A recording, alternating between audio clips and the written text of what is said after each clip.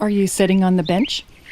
You can see that just ahead of you, the trail curves around another rocky point, which is made of a sandstone called Vaqueros, the Spanish word for cowboys. The Pacific Plate and the North American Plate come together on district lands a bit to the east of here.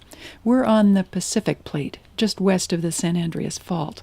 Geologists say that the Vaqueros sandstone ahead has moved up from Southern California over the course of millions of years. And the big question is, where is sandstone formed? And those of you who've looked at rocks before know that these rocks were formed underwater. So what are they doing 1,800 feet in the air up here? Well, they've come a long way. They were formed 20 to 60 million years ago, and interestingly enough, they were formed near what's now Santa Barbara. And they were scraped off of the sea bottom by the subduction of the Pacific Plate going under the North American Plate.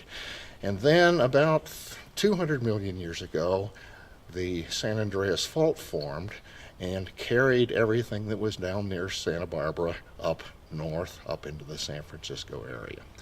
And at the same time, it was also going uphill, so we have wound up with rocks 1,800 feet in the air. Cindy, the biologist, tends to focus on plants even when she looks at rocks.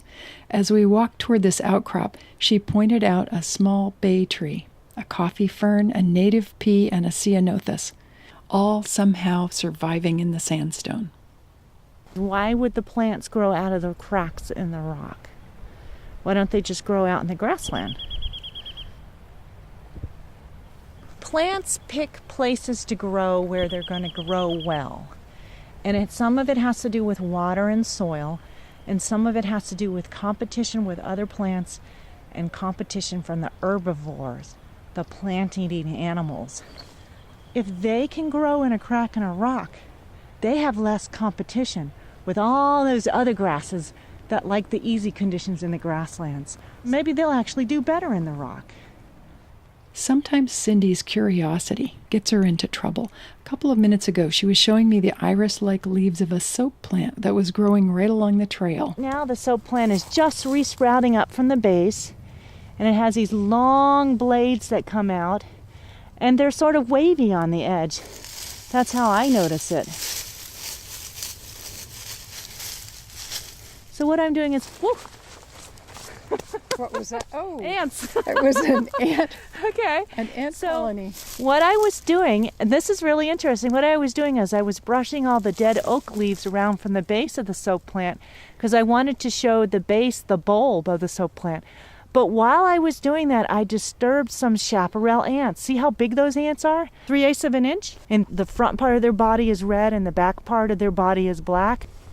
I'm going to push the leaves back so they can go back to their winter sleep. You're very brave. Well, one bit me and I shook the rest off. But I'm okay. I disturbed them and they're doing their thing. What you'll notice in chaparral during the summer is they collect seeds from all over. And then they carry them down into their nest. And sometimes before they carry the seeds down into the nest, they pull the parts off they don't want. And they leave them on the ground outside. Or they'll do this underground and they'll bring the rough parts that they don't want. And after a few weeks of doing this, there'll be this big, huge mound of seed parts all piled around their nest. So we're going to leave them alone. On the trail ahead, we'll cross a broad swath of grassland. Walk for a couple of minutes, just 1/10 of a mile or so, and stop when you've got a good view of the whole meadow. It doesn't matter exactly where. Then turn on your audio player and listen to Cindy's stories about grassland.